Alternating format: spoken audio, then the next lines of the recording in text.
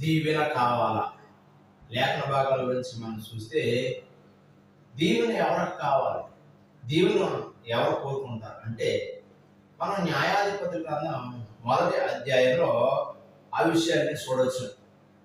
ఇక్కడ ఒక కుటుంబం కనపడుతుంది, కాలేబు గారి కుటుంబం.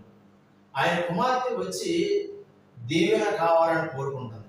దేవుని పిల్లలుగా ఉన్న మనందరం కూడా దీవెన కావాలని ప్రభువుని మనం అడిగినట్లయితే, హృదయపూర్వకంగా విశ్వాసంతో మనం అడిగితే, కాలేబు కుమార్తె అడిగిన దానికంటే రెండంతలుగా కాలేబు గారు ఫలమడుగులను మేకమడుగులను ఆయన కుమార్తెకి ఇచ్చినట్లుగా మనం చూస్తున్నాం. మన పరమ తండ్రి దేవుడు మనం కూడా అడిగితే స్థానాన్ని వాగ్దానం చేసిన దేవుడు. మత్తయి సువార్త 7:7 మనం అడగలిగినట్లయితే విశ్వాసంతో తప్పనిసరిగా మనల్ని ప్రభు ప్రేమించి కాలేబు తన కుమార్తె పట్ల ప్రేమ కలిగి ఉన్నట్లుగా పరమ తండ్రి అయిన దేవుడు మన పట్ల ప్రేమ కలిగి ఉండి మనం అడుగుతున్న అక్కర్లను ప్రభు తీరుస్తారు.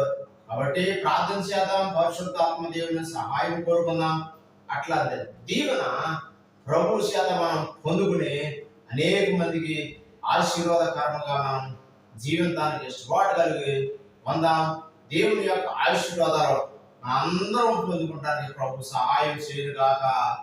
ఆమేన్.